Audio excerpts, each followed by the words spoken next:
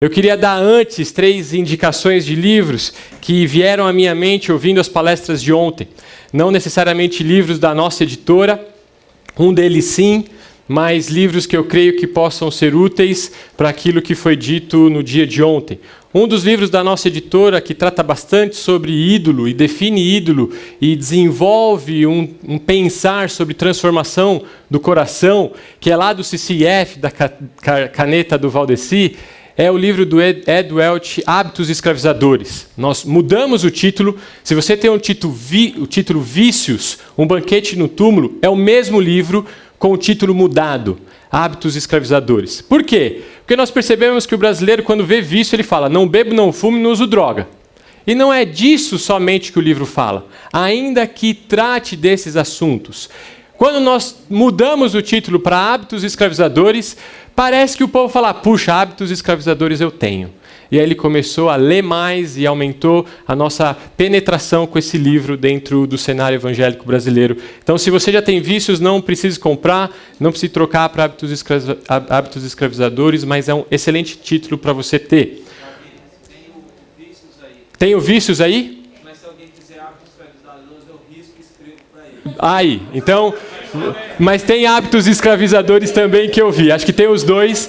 Se você quiser o antigo, pega o antigo. Se você quiser o novo, pega o novo. O conteúdo é exatamente o mesmo. Só mudou mesmo capa e título. Segundo livro que eu quero indicar dentro dessa área de ídolo, do coração ou ídolo, é um livro do orientador, do filho do reverendo, do pastor Valdeci, do Gregory Bill. Chama Você se torna aquilo que você adora. Uma teologia Bíblica da Idolatria, edições Vida Nova.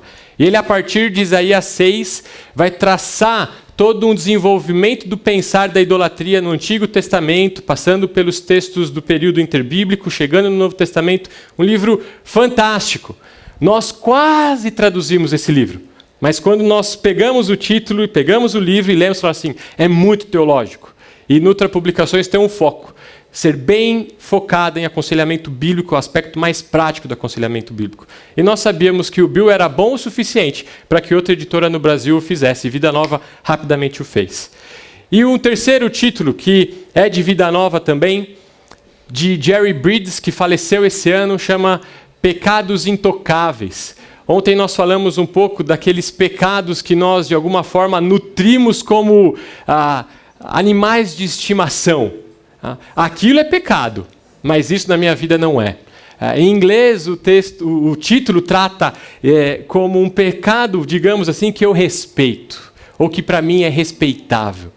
Então, são 3 títulos que eu recomendo que você possa ler, pensando muito no que nós vimos na noite de ontem, no dia de ontem, e vai ajudar muito o seu ministério de aconselhamento também. Não quero aqui, de modo algum, querer substituir o meu pai. Meu pai é o meu pai. Meu pai tem a experiência e os cabelos e barbas brancas que eu ainda não tenho e não sei se um dia terei, porque iguais a dele é bastante único. Eu sou mais, como já fizeram a piada, para vetor. Quem ouviu o meu malvado favorito sabe do que eu estou dizendo. Lá em Pedras Vivas fizeram uma comparação da minha foto com a foto do vetor. Você procura depois o Ayrton, que ele tem essa foto para te mostrar. Não faça isso. Não precisa disso, ok? Então eu não vou substituir meu pai. E eu não vou falar do tema por uma perspectiva de alguém que é experiente na família. Estou casado há 2 anos. Namoro a minha esposa hoje há 5. Sou filho, sim. Eu vou falar de algo que diz respeito ao contexto da família, porém da perspectiva de um filho, mais do que da perspectiva de um pai, mais do que da perspectiva de um marido. Falar de aconselhamento bíblico nesses dias ao lado de homens como o reverendo Valdeci, George Scipione, para mim é um grande desafio. Só o tempo de ministério que o Scipione tem, eu não tenho de vida ainda. Imaginar que eu terei a quantidade de exemplos, de ilustrações, de sabedoria que esses homens têm, seria da minha parte um pouco de presunção. Mas eu quero pensar como um filho, como o legado de pais piedosos impactam a vida de um filho para a vida inteira. E mudam a perspectiva da vida quando eu tenho pais que me conduzem a conhecer a Deus, a Deus, a amar o próximo. Não meramente como um conjunto de regras que agora eu obedeço, mas como uma convicção, uma nova lente que eu pus em meus óculos, que me fazem observar o mundo a partir de uma cosmovisão que é bíblica e que é transmitida para mim de maneira formal, não formal e informal através dos meus pais. Como eu, como filho, e como vocês, muitos de vocês aqui também têm filhos. Como os seus filhos veem em vocês e veem em vocês modelos de pessoas que amam a Deus e amam ao próximo e que querem transmitir isso para gerações futuras. Todo e qualquer cristão sério e qualquer autor e professor sério vai sempre abordar a questão da família com preocupação ao observar o mundo onde vivemos. Ninguém em sã consciência vai deixar de observar o mundo. Minha irmã é professora, minha irmã mais velha. Eu tenho 2 irmãos, Miriam, Daniel. Daniel namora uma moça de Brasília. Agora vem e volta para Brasília a cada 15 dias. Miriam é professora, Daniel, analista de sistemas. Miriam tem alunos que desde pequeno começam a ter alguma expressão exterior daquilo que nós chamaríamos homossexualismo. Chamaram os pais de das crianças e ela foi sentar para conversar com esses pais. E ao reportarem o que estavam observando, a mãe simplesmente falou: qual é o problema? Se pais não veem problema em seus filhos pequenos manifestarem esse tipo de comportamento, quanto mais aos outros padrões da casa. O dilema da família não é novo. O dilema da família nem é dos nossos dias. O dilema da família remonta, como já vimos, a Gênesis 3. Reflete-se nos primeiros filhos em Caim e Abel. Chega nos primeiros netos, por exemplo, em Lameque, quando este já casa com 2 mulheres, sendo a monogamia o padrão estabelecido por Deus. Homem violento. Você chega em Gênesis, por exemplo, e percebe que na família há mentira. Uma mãe une-se ao seu filho para enganar o pai e seu outro filho. Quando simplesmente observamos a realidade dos nossos dias, percebemos que isso é fruto do pecado. Mas se nos focalizarmos somente no pecado, jamais teremos o que comunicar para os nossos filhos em relação a legado futuro. Quando olhamos, entretanto, para Cristo e olhamos para aquilo que Ele fez por nós, nós temos agora o que transmitir aos nossos filhos e o que os nossos filhos verão em nós. E então caminharão a partir daí toda a vida deles. A deterioração da família é um fato. E ninguém vai deixar de se preocupar com isso. Principalmente uma igreja sadia. Toda e qualquer igreja sadia se preocupará com a deterioração da família.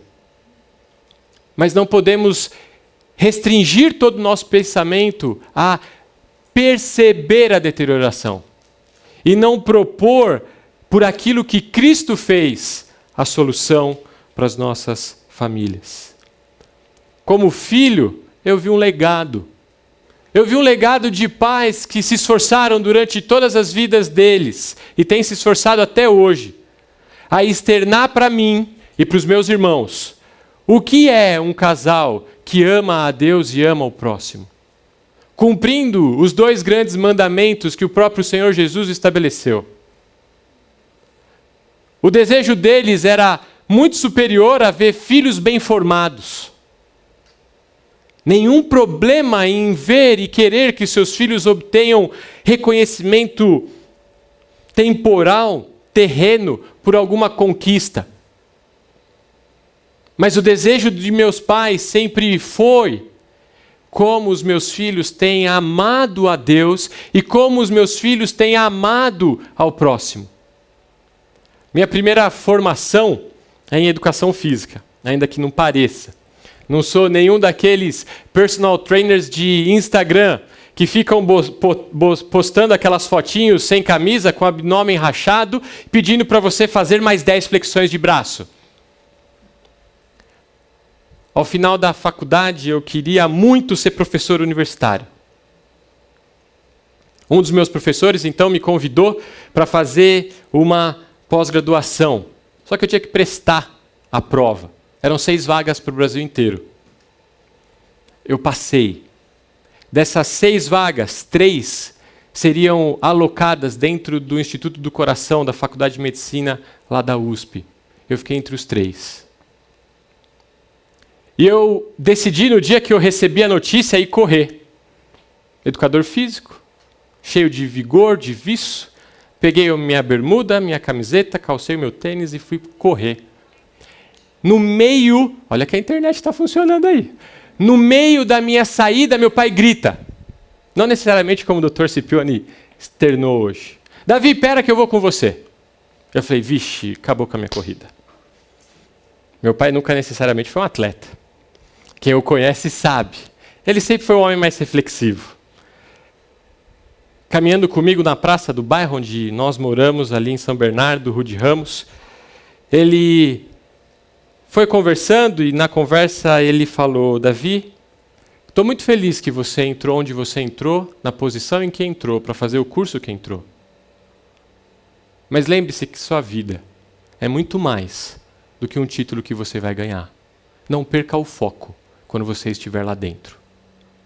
Se Deus permitiu que você entrasse lá, agradeça a Ele. É a providência dEle sobre a tua vida. Mas o teu foco não é ser o melhor profissional, o melhor pesquisador, o melhor fisiologista. O teu foco é amar a Deus e amar ao próximo naquele lugar. Eu estou caminhando com meu pai. Eu estou correndo com meu pai. E meu pai está tentando me lembrar de algo que é fundamental para a minha vida. Ame a Deus e ame ao próximo.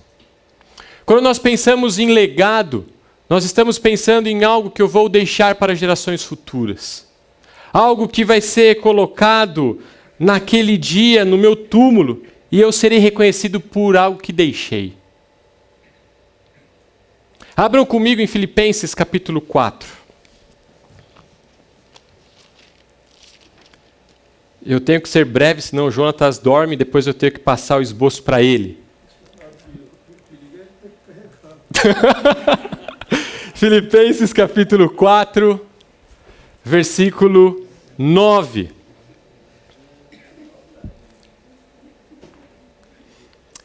Nós temos, e é verdade, e é fato, que olhar para Cristo e Cristo ser o nosso modelo, isso é condição sine qua non para qualquer vida cristã.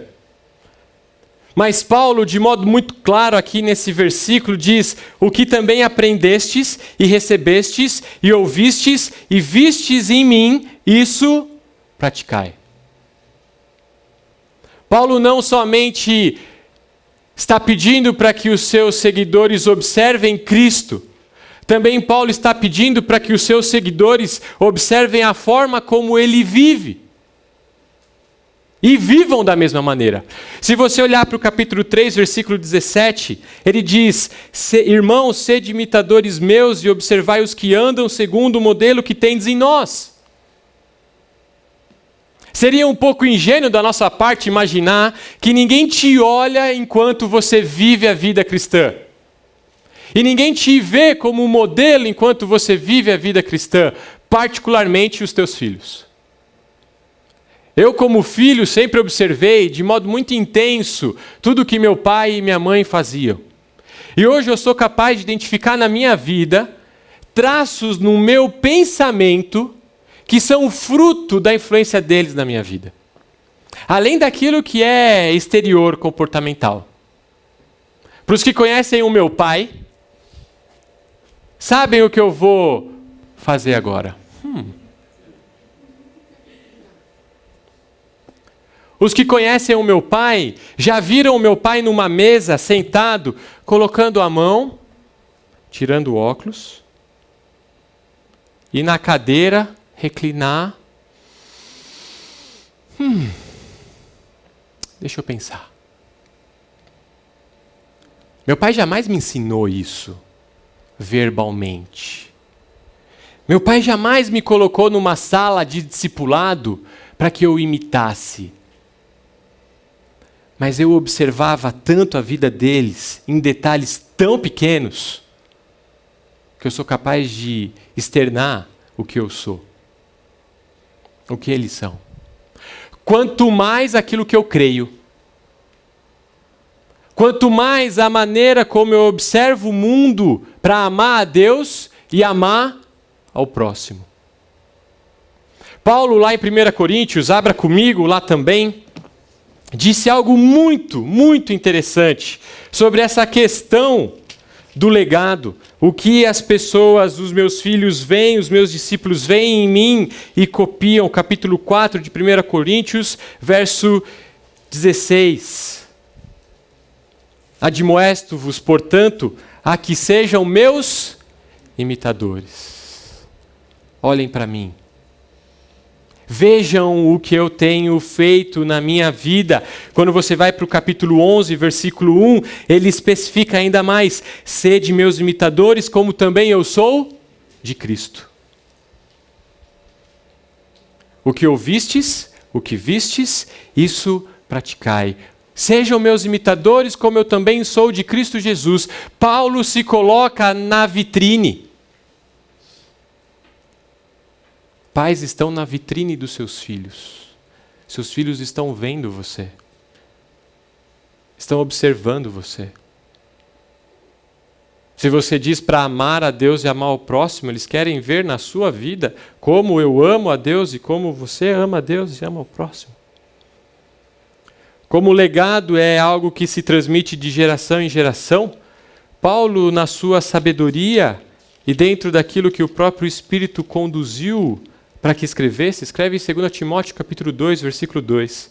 E o que da minha parte ouvistes, através de muitas testemunhas, isto mesmo transmite a homens fiéis e também idôneos, para instruir a outros. Perceba a cadeia. Paulo olha para a sua vida e busca conformar-se à imagem de Cristo Jesus. Romanos 8, 28 e 29. Ele, sendo transformado, diz: vocês são meus discípulos, olhem para mim e vejam aquilo que eu imito a Cristo. Além de vocês buscarem a Cristo, vejam um exemplo vivo, prático na minha vida e copiem em vocês. Paulo então instrui a um dos seus discípulos, Timóteo, a procurar outras pessoas e para que essas outras pessoas sejam instruídas no mesmo ensino que Paulo aprendeu de Cristo e que transmitiu a Timóteo, para que essas pessoas transmitam a outros. Filhos olham para vocês e copiam vocês, porque de alguma forma é o que eu quero fazer em certa medida com os meus filhos. Eu quero, com os meus filhos, se Deus um dia permitir que eu os tenha, ensiná-los formal, não formal e informalmente a amar a Deus e amar ao próximo. Nós poderíamos pensar em legados em inúmeras áreas. Pais sendo legados de perdão. Pais sendo transmitindo um legado de serviço. Mas eu queria pensar somente nesse aspecto de um legado de devoção a Deus e amor ao próximo. Como pais podem fazer isso? A igreja local vai sempre desempenhar um papel fundamental nesse processo de restauração de uma família que quer amar a Deus e amar o próximo, como Cristo amou. Se queremos ser famílias restauradas e ter filhos que seguem o padrão de Cristo, nós precisamos que famílias tenham padrões de Cristo dentro do seu lar. E que pais vivenciem esse padrão de Cristo diariamente. Quando há falta de padrão, Eu não tenho com que comparar a minha casa. Qualquer coisa serve. Tem um rapaz da nossa igreja que tem uma empresa muito interessante. Trabalha num contexto de metrologia. Quem disse para você que o metro que você usa para costurar a sua saia de fato tem 1 metro? Quem garante para você que a balança do açougue onde você compra a sua carne pesa 1 quilo quando põe 1 quilo de carne lá? Esse homem da igreja trabalha com essa capacidade de aferir esses instrumentos todos. Logicamente, num nível de precisão muito superior. E é muito interessante quando eu converso com ele, que eu perguntei uma vez para ele, qual o papel do zero? Qual o papel do zero?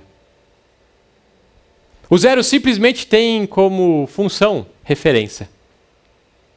Positivo, negativo. Se eu tiro o zero da equação, eu nunca vou saber o que é mais e o que é menos. É mais ou menos em relação ao quê? Se uma família não tem padrões teológicos sobre os quais fundamenta o seu viver diário, amar a Deus e amar o próximo, como eu, como filho, ou eu, como pai e mãe, saberei que minha família tem crescido à imagem e semelhança de Cristo Jesus? Por isso, leiam um livro que o reverendo Valdeci indicou lá no início para os alunos do Jumper. Deus, casamento e família. Porque vai trabalhar muito bem esses padrões teológicos para uma casa. Nesse sentido, líderes da igreja, juntamente com pais, compartilham da responsabilidade de nutrir em sua casa esses padrões teológicos pelos quais os filhos olharão e verão nos pais legado para seguirem. Vamos olhar para o Antigo Testamento e vamos ver como um profeta trabalhou com um aspecto do povo, uma parte do povo, sobre essa questão. Jeremias, capítulo 5. O livro de Jeremias é simplesmente fantástico. E meu pai e eu expusemos esse livro no último ano, quase versículo a versículo. Quando chegou na parte final, as maldições das nações vizinhas, nós então interrompemos e fizemos um fechamento. Mas esse livro mostra claramente como a nação estabeleceu dentro de si ídolos que não eram um Deus verdadeiro. Cada um buscando o seu próprio desejo. E isso se dava porque havia corrupção tanto do sacerdote como dos profetas e do povo. Capítulo 5, versículo 30. Coisa espantosa e horrenda se anda fazendo na terra. Os profetas profetizam falsamente, e os sacerdotes dominam de mãos dadas com eles. Olha a cena. Imagine a ideia. Os responsáveis por instruir teologicamente a nação simplesmente corrompem a mensagem. E caminham de mãos dadas os dois, desculpe o termo, indo para o inferno. Não mais preocupados em instruir o povo com correção. Daí o papel da liderança sadia e forte de uma igreja local, para que famílias sejam fortes na igreja local. Porque se os líderes da igreja não instruem corretamente o povo da igreja, como eu posso ter famílias fortes? Aconselhamento bíblico é sempre teologia aplicada. Em certo sentido, todo problema pessoal humano é um problema teológico. Por isso a nossa necessidade de voltar para uma compreensão bíblica do mundo. Para pensar todas as coisas. Israel simplesmente corrompeu, por meio dos seus profetas e dos seus sacerdotes, aquilo que ensinava seu povo.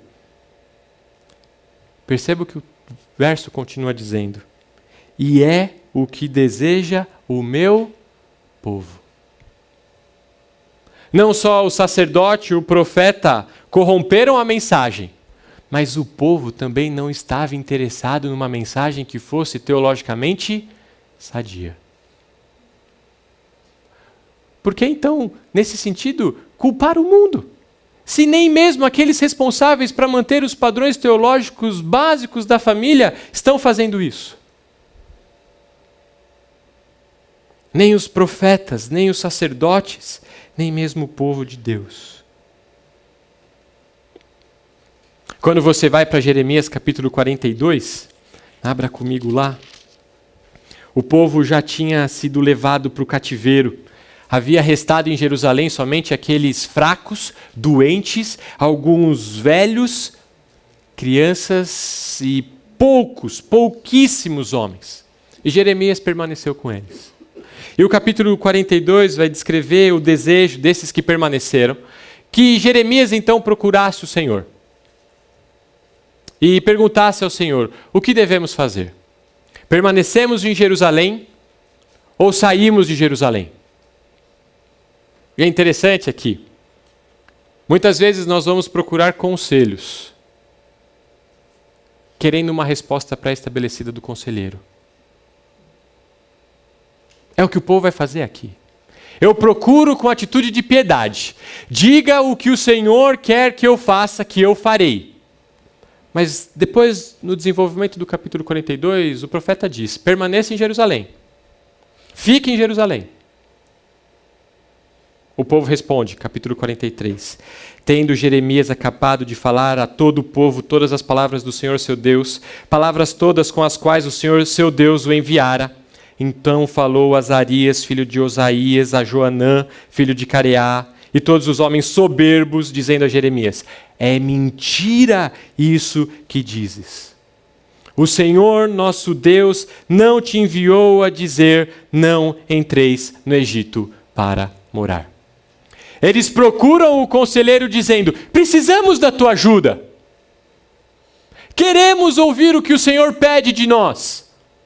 Mas, na verdade, eles só querem ouvir o que eles desejam ouvir. E quando o profeta diz a palavra do Senhor para eles, eles simplesmente dizem soberbamente: Deus nunca falou com você. Quando nós olhamos, por exemplo, para o versículo 7 do capítulo 43, percebe-se que o povo então foi e entraram na terra do Egito, porque não obedeceram à voz do Senhor, e vieram até Táfnis. Não amaram a Deus, não amaram o próximo, e o mais incrível, quando saíram do Egito, saíram com Deus instruindo, como vimos com o reverendo Valdeci: por onde vocês forem, ensinem quem Deus é. Inculcarás ao teu filho tudo. E quando te perguntarem, vocês dirão: foi a boa mão do Senhor que nos tirou da terra do Egito e nos trouxe para essa terra que mana leite e mel. Quase 8 séculos depois, o povo em Jerusalém, a terra prometida, sabe onde eles querem viver? No Egito ainda. No Egito ainda. Será que houve negligência de transmissão de valores sobre quem Deus é, de geração após geração? Se você lê o Antigo Testamento com esse foco de pensar em termos de legado, de amar a Deus e amar o próximo, você vai perceber que a nação de Israel, em muitos momentos, negligenciou esse papel. Quanto de nós também não tem negligenciado o papel? Os filhos estão vendo. Os filhos estão vendo. Meu pai diz para mim: filho, precisamos ir à igreja. Mas hoje tem um joguinho às 5 da tarde que eu não posso perder. E aí vai o jogo até 6h45, 6:50, o culto é às 7, 7:30 eu vou chegar porque eu vou ter que tomar um banho. Hoje a gente não vai então, filho. Fica tranquilo, mas lembrem, precisamos ir para a igreja. Filho então fala assim: beleza, paizão, entendi. Domingo seguinte, aniversário do primo. Todo mundo na casa da família. Desce o churrasco. O culto é às 7. Vamos só mais um pouquinho. Só mais um pouquinho. Igreja é fundamental na nossa vida, certo? Festa. De novo. Não vai dar. Semana que vem não passa. Semana que vem nesse programa e vão na igreja. Bíblia de braço do braço. Cantor cristão. Senta, adora. Que culto. Semana que vem. Fiquei sabendo de uma peça que está rolando aqui na cidade. A sessão começa às 6h30. Só um domingo, não tem problema. O filho está aprendendo? O filho está vendo o que o pai quer comunicar sobre vida eclesiológica? Vai para Hebreus capítulo 10. Hebreus capítulo 10. Versículo 24. Consideremo-nos também uns aos outros para nos estimularmos ao amor e às boas obras. Não deixemos de congregar-nos, como é costume de alguns. Antes, façamos admoestações e tanto mais, quando vedes que o dia se aproxima. Não deixemos de congregar-nos, como é costume de alguns. A igreja se tornou nos nossos dias algo extremamente descartável. Afinal de contas, eu acesso a internet e vejo fulano de tal, nome tal, pregando. Para que eu preciso ir para uma igreja local? Para que eu preciso viver em comunidade?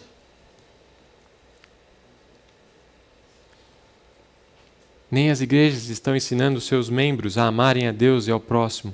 Nem os pais, muitas vezes, estão ensinando os seus filhos a amarem a Deus e ao próximo, na vida prática. Vai para Isaías, volta para Isaías agora, só que capítulo 59.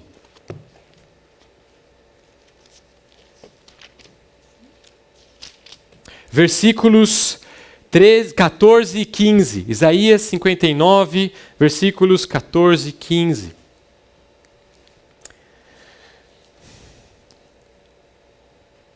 Isaías diz: pelo que o direito se retirou e a justiça se pôs de longe. Porque a verdade anda tropeçando pelas praças e a retidão não pode entrar. Sim, a verdade sumiu. E quem se desvia do mal é tratado como presa. O Senhor viu isso e desaprovou não haver justiça. Veja como a sociedade dos dias de Isaías estava completamente virado de cabeça para baixo. A justiça, o que era reto, o que era correto, ninguém mais queria. E aqueles que evitavam o mal eram vistos como presa. Já tentou fazer o certo e todo mundo te chamou de bobo? Desculpa o termo bobo. Você é a presa. Você é o próximo a quem eu quero pegar. Porque de alguma forma a tua retidão expõe a impiedade deles. Então, ao invés deles mudarem da impiedade para a justiça, eu tiro aquele que está tentando ser justo. Você e a sua casa estão querendo ser muito retinhos, muito certinhos. Você acha que só seus filhos querem acertar? Você é muito legalista com seus filhos. Queria que suas filhas casassem virgens. Queria que os seus filhos casassem sendo puros e íntegros. Você sabe que a vida não é mais assim. Bom agora, pai moderno, é aquele pai que coloca a camisinha na carteira do filho. Porque afinal de contas, ele está pelo menos preservando o filho. A justiça e a retidão tornou-se presa. Bom mesmo é ser ímpio. Pais precisam prestar atenção para preservarem os seus filhos, para que eles não sejam vistos como presa. E auxiliá-los a manterem-se firmes diante da presa. Eu lembro na minha adolescência o quão difícil foi tentar manter um padrão de integridade na minha vida. Porque afinal de contas, na minha turma, eu era o único que não tinha ficado com uma menina. Aí a menina chegou e veio falar comigo. O que eu faço? Porque se eu ficar com a menina, eu deixo de amar a Deus. E eu deixo de amar o próximo, a ela. Se eu não ficar, ou melhor, se eu não ficar, os meus amigos vão olhar para mim e vão simplesmente acabar comigo. Já se colocou na posição dos seus filhos? Olhando pela perspectiva deles e as lutas que eles têm em olhar para o modelo de vocês de integridade. Puxa, mas meu pai, quando ele teve que decidir aquela questão de integridade, ele fez uma concessão. Por que não poderia eu fazer uma concessão na minha luta pessoal? Não é necessariamente a magnitude, mas é o princípio que está sendo transmitido. E eu vi durante muitos anos meus pais pagarem preços altos por causa da integridade deles. Motivo pelo qual me fez tomar a minha decisão. E ser chamado pelos próximos 6 meses na escola daquilo que vocês sabem que eu fui chamado. Por causa do modelo de integridade dos meus pais. Como eu vou preservar, como pai, para que os meus filhos vejam? Agostinho disse uma frase que eu gosto muito: quando constatamos que a verdade está sendo torcida, todas as demais coisas se tornaram duvidosas. Se aquilo que é fundamental e mantém a retidão, se isso já foi corrompido, quando eu olho para o demais, não é um pouco o nosso país nos dias de hoje? Aquela expectativa de que a justiça, o nosso poder supremo, ainda haja com retidão. Mas a gente sempre fica com a dúvida. Será que... E quando ficamos com dúvida com relação ao judiciário, o que pensar da relação do frentista, da compra na venda, do convívio com o vizinho? Tem um amigo que mora na Holanda e esse amigo, de modo muito especial, veio para o meu casamento. Mandei o convite por respeito. Falei, ele não vem, não tem como. Quando estou lá no hall esperando o horário do casamento chegar, quem entra? Ele, esposa e os 2 filhos. Eu dou um berro e saio para dar um abraço neles. Não é possível, vocês ficaram loucos. Ele falou, eu mudei as minhas férias, comprei a passagem antes para poder vir no seu casamento. Esse meu amigo disse que na Holanda não existe caixa eletrônico nos supermercados. Simplesmente o cidadão coloca o carro, as coisas no carrinho. E depois ele automaticamente passa num caixa. E tudo que ele pôs no carrinho, ele vai pagar por isso. Passa o cartão de crédito e vai embora, sem roubar nada. Mas o brasileiro é esperto. Eu vou pôr 3 Coca-Colas e vou passar quantas? Talvez 1,5. A outra 1,5 eu levo. Perceba que o ímpio age com retidão no dia a dia. Quanto mais aquilo que é esperado dos santos do Senhor Jesus Cristo. Será que o filho não viu quando você foi no McDonald's e não quis pagar a casquinha que o atendente não cobrou? Mas você se achou muito esperto. E quantas vezes nós, como pais, agimos dessa forma? Quem está vendo? Eu, como filho. Por que eu tenho que ser íntegro nos meus negócios posteriormente? Focar e entender de que eu, como pai, estou sendo modelo para os meus filhos o tempo inteiro, me faz olhar para a minha vida, não mais como só minha, mas como algo que reflete quem Cristo é para os meus filhos, para que eles cresçam, sendo também conhecedores de quem Cristo é, e transmitam para a geração futura quem Cristo é, e assim sucessivamente. Anos atrás, lendo um livro biográfico, e biografia é sempre bom ler entendendo que é uma biografia, diz respeito àquela vida, e não precisa ocorrer comigo do mesmo jeito. Mostrava um pouco da genealogia de Jonathan Edwards e o que aconteceu com os descendentes dele, e um homem da mesma geração, incrível como um testemunho de um homem mudou toda a família dele. Médicos, advogados, professores, pessoas que não se envolviam com questões de ordem pública, polícia, cadeia. Por que tudo isso? Porque eles todos foram ensinados a partir do modelo de um homem a amar a Deus e amar o próximo de geração após geração. Enquanto o custo social de uma família desestruturada é altíssimo. A revolução do Evangelho de Cristo não é somente algo para a vida, mas quando atinge a vida essa perspectiva, transforma toda a sociedade. Se eu sou honesto e o meu filho me vê sendo honesto nos meus negócios, a sociedade se favorece porque todos pagarão os seus tributos corretamente. Se eu sou bastante prudente na forma como eu lido com o meu corpo, talvez eu diminua os custos de saúde pública. E assim por diante. A família contemporânea precisa desesperadamente de padrões bíblicos e teológicos para conduzir-se apropriadamente e então avaliar corretamente o quanto ela tem se desenvolvido da maneira que Deus planejou lá no jardim. Isso é um perigo, ou isso é uma verdade, mediante o perigo do nosso ambiente, da nossa cultura. Nós estamos sendo cozidos nesse caldo cultural de relativismo. Isso tem adentrado a nossa igreja e as nossas famílias.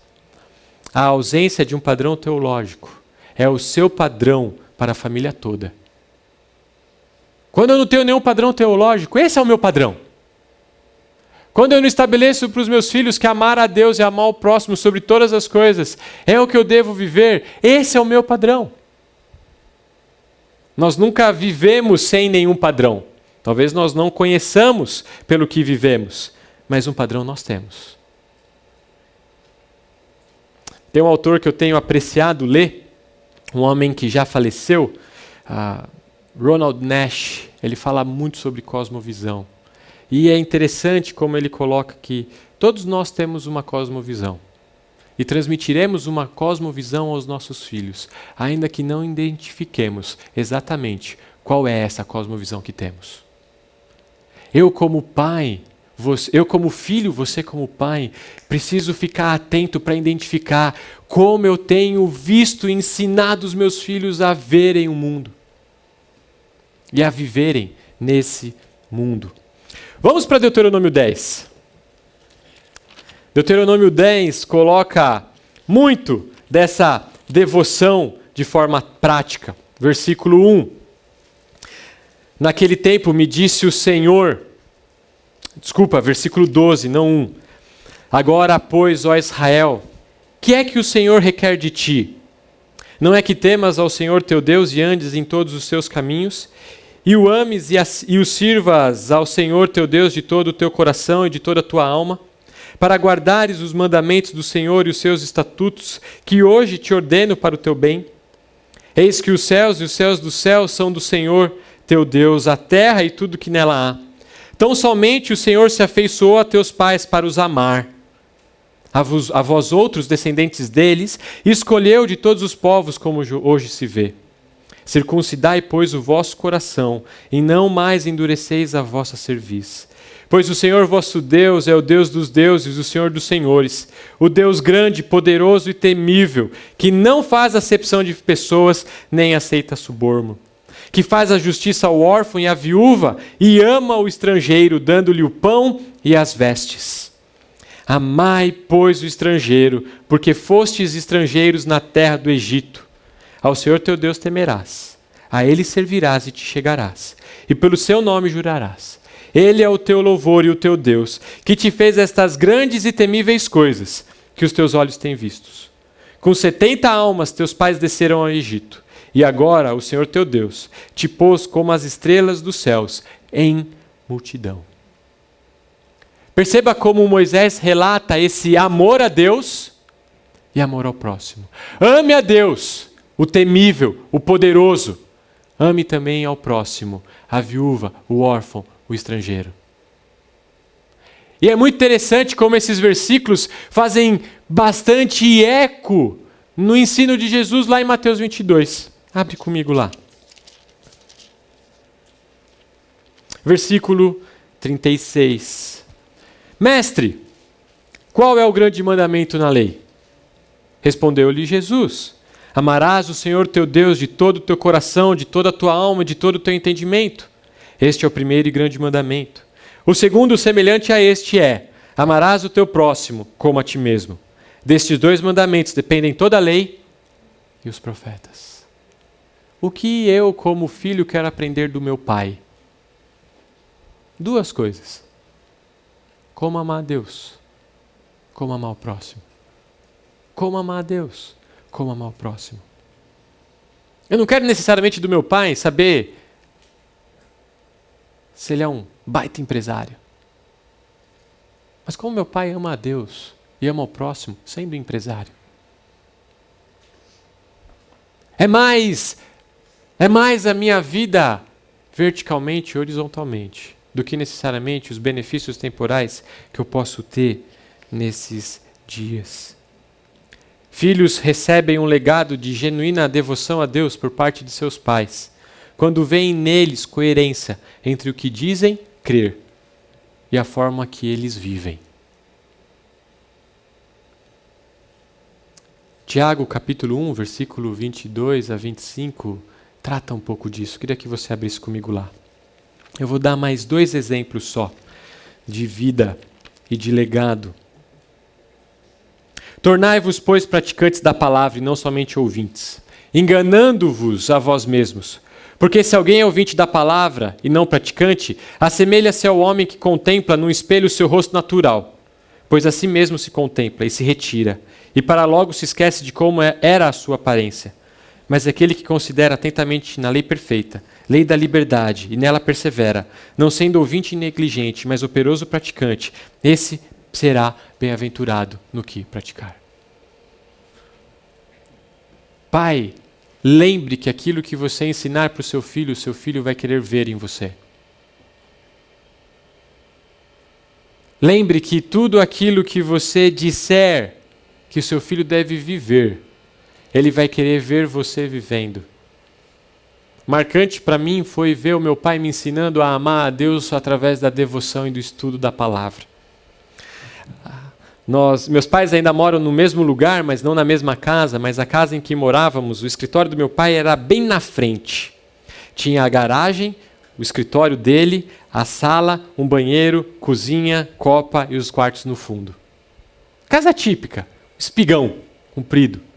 E tinha um corredor que unia a copa e a cozinha à sala. E a porta do escritório do meu pai ficava bem em direção a esse corredor. Meu irmão, então, e eu decidimos fazer da porta do meu pai o gol. Então nós colocávamos a bola no corredor, um ficava na porta, o outro ficava no corredor, chutando. Chutando. Chutando. E quando meu pai abria a porta, filho, ingênuo, achando que o pai não está ouvindo, nós pulávamos para o sofá e ficávamos em silêncio. Porque assim, papai não viu. Anos atrás cheguei para o meu pai e falei: pai, por que você nunca nos disciplinou?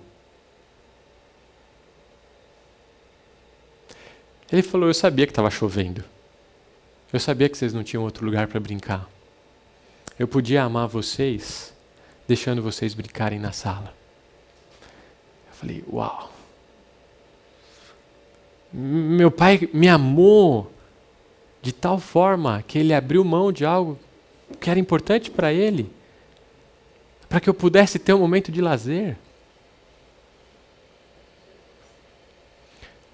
Muitas vezes a gente queria brincar. E aí a gente tinha que entrar correndo no quarto para pegar a bola, porque a bola ficava no escritório. Não sei se meu pai fazia isso de propósito para saber o que a gente ia brincar. Nunca perguntei isso para ele. Mas quantas vezes abrimos a porta e meu pai estava orando? Orando. Fechávamos a porta. E como toda boa criança, fica assim no relógio, né? 5 minutos. meu pai orando. 15 minutos, meu pai orando. Meia hora, meu pai orando. E aí eu simplesmente parava de entrar. Porque eu sabia que meu pai estava orando. Uma das coisas que eu mais sinto falta na vida de casado é poder abrir a porta do quarto e ver o meu pai orando. Porque todas as vezes que eu via o meu pai orando, ele me desafiava a buscar a oração na minha própria vida pessoal. Quantas vezes eu vi meu pai lendo a Bíblia? Quantas vezes eu acordei de manhã, eu acordo cedo, eu durmo pouco, durmo muito pouco. Com 5 horas e meia eu estou bem para o dia seguinte. Eu acordava e eu via minha mãe sentada no sofá com uma Bíblia e um livro sobre como ser uma mulher mais bíblica. Não uma vez, não 2 vezes, inúmeras vezes. Ensinando de forma prática aquilo que eles diziam para mim, Davi, desenvolva o seu tempo devocional com Deus. Não precisa ser de manhã, não precisa ser no meio da madrugada, mas tenha. Desenvolva. E eles ensinavam e eles me mostravam como fazer. Deliberadamente, pense como você vai mostrar para os seus filhos aquilo que você tem ensinado para os seus filhos. Se você está dizendo para os seus filhos, filho, não roube. Pense como você ensinará para os seus filhos a não roubar. Se você está ensinando para os seus filhos, não minta. Pense de que maneira você vai ensinar aos seus filhos a não mentir. Talvez assistindo um filme onde a mentira é constantemente mostrada e vista como algo bom. 12 Homens e um Segredo. A trapaça é o astuto. Como eu vou sentar deliberadamente com meu filho fazer isso? Ele está aprendendo com você. Ele está vendo você. Filhos recebem um legado de genuína devoção por parte de seus pais em tempos de crise. Quando eles compartilham a sua confiança na pessoa de Deus, em sua palavra. E se alegram com o cuidado do Senhor. Salmo 119, versículo 145, diz assim, 143 diz assim, sobre mim vieram tribulação e angústia, todavia os teus mandamentos são o meu prazer. Um mês meu pai anunciou para a igreja o câncer dele. E meu pai falou, Davi, eu não queria anunciar o câncer. Você diz o câncer para a igreja? Eu falei, eu digo o câncer para a igreja. Então eu preguei, terminou a pregação, chamei a igreja, disse para a igreja, nós temos um comunicado familiar a dizer. E contei como nós descobrimos o câncer no meu pai.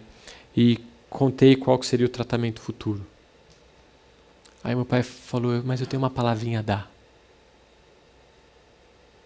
Ele subiu no púlpito e disse assim, se eu disser para vocês que eu estou feliz, isso não é verdade. Mas eu posso dizer, como o hino em inglês diz, It is well with my soul. Está tudo bem com a minha alma. Eu estou descansado no Senhor. E eu quero dizer para vocês, igreja, esse câncer é a provisão de Deus para a minha vida.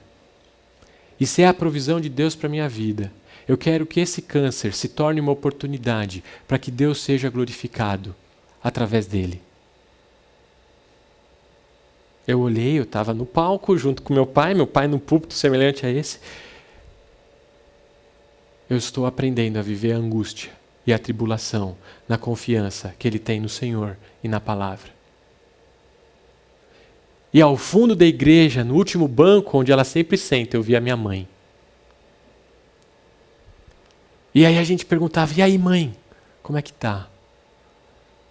Tá doendo. Mas eu sei que Deus está cuidando.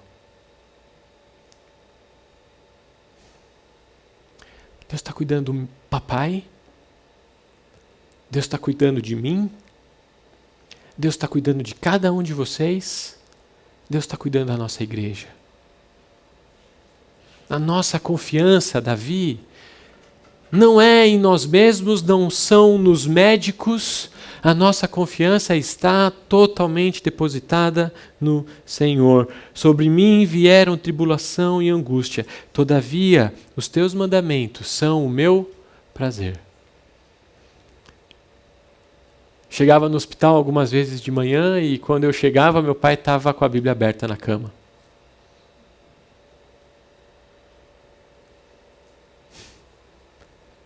Eu vim fazer o que aqui? Eu vim de alguma forma consolar o meu pai ou eu vim ser consolado por ele? Pais deixam modelos e legado de confiança no Senhor, de amor a Deus, de amor ao próximo em meio à tribulação. Último, filhos recebem um legado de genuína devoção por parte de seus pais, quando reconhecem neles o aspecto que não estão terminados, mas que precisam ser ainda aperfeiçoados e têm muito a aprender. Salmo 119, 24. Com efeito, os teus testemunhos são o meu prazer, são os meus conselheiros. A juventude muitas vezes nos faz ser impetuosos, orgulhosos e arrogantes. Tivemos que tomar uma decisão importante o ano passado, há 2 anos atrás, em nossa igreja. E eu vi o meu pai correndo atrás de pessoas para buscar conselho. Pessoas mais experientes do que ele. Mas certa vez isso me marcou muito, muito. Eu estava dirigindo e meu pai estava comigo no banco de trás, meu irmão ao meu lado. E meu pai falou algo extremamente duro para mim. Eu falei, ok. Chegamos em casa, guardamos o carro, o escritório dele é no andar de cima, hoje na casa. Eu subi, troquei de roupa, pus meu pijama. Falei, pai, eu vou dormir. E ele foi dormir, e eu fui dormir. E eu simplesmente, vocês sabem, não dormi. E meu irmão não vinha para o quarto. Deu meia-noite, meia-noite e meia, deu 1h30, e meu irmão não vinha para o quarto. Na manhã seguinte eu acordo muito cedo, saí para trabalhar. Meu irmão saiu para trabalhar. Quando eu voltei para casa, eram umas 10h30, 11 horas, meu pai me chamou no escritório e falou, teu irmão me procurou ontem à noite e me disse da forma como eu reagi e agi com você. E ele me confrontou e exortou em amor. Eu preciso te pedir perdão, porque eu errei com você. Eu errei com o teu irmão e eu já pedi perdão para ele. E eu errei com você. Davi, eu não estou pronto. Davi, eu estou num processo de aperfeiçoamento. Davi, eu estou sendo transformado por Cristo Jesus e a palavra tem sido o meu conselheiro. E o teu irmão foi o meu conselheiro noite passada. Você me perdoa? Eu e ele literalmente desabamos a chorar. Nós somos chorões. A família Cáceres é bastante chorosa.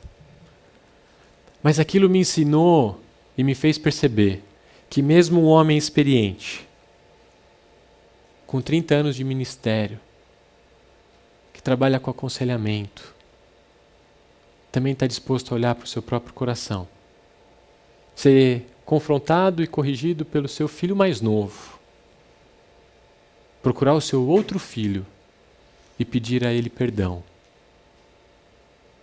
Quando eu vi isso, eu falei, eu tenho muito a aprender ainda. E a impetuosidade do jovem simplesmente vai embora. Porque eu estou vendo uma pessoa que ama a Deus e uma pessoa que ama o próximo. E se hoje eu posso chegar à minha esposa e pedir perdão para ela, é porque eu vi o meu pai me mostrando como pedir perdão. Que legado vocês têm deixado para os seus filhos?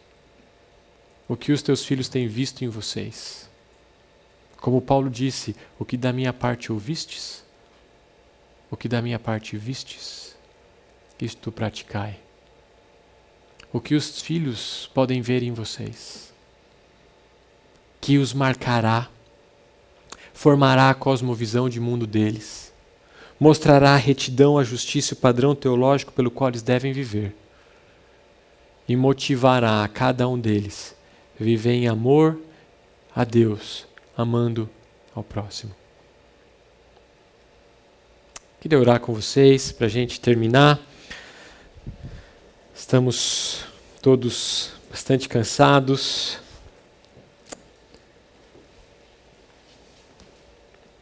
Pai, obrigado porque a Tua graça é quem nos alcança e promove a transformação nos nossos corações. Quer em nós filhos, quer em nossos pais. A graça que nós precisamos é a graça que os pais precisam. A orientação do Espírito que os filhos precisam para viver crescendo em santidade num mundo que jaz no maligno é a mesma orientação do Espírito que os pais precisam para viver em santidade num mundo que jaz no maligno. Pai, como o Senhor é amoroso, porque orquestra tudo isso dentro da sua santa providência, para que o Senhor seja glorificado em tudo que ocorre. Pai, particularmente eu te louvo pela vida dos meus pais, pelo modelo de integridade teológica que me ensinaram e aos meus irmãos a amar a Deus e amar ao próximo.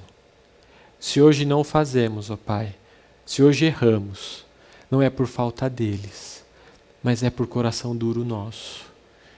Por isso eu clamo, Deus, transforma o meu coração para que eu seja como Cristo e como o Cristo que eu vejo refletido na vida dos meus pais. Ó Pai, que os pais aqui possam refletir a Cristo para os seus filhos também. E que seus filhos possam ver Cristo refletido na vida de seus pais. Para a tua honra e para a tua glória que oramos. Amém.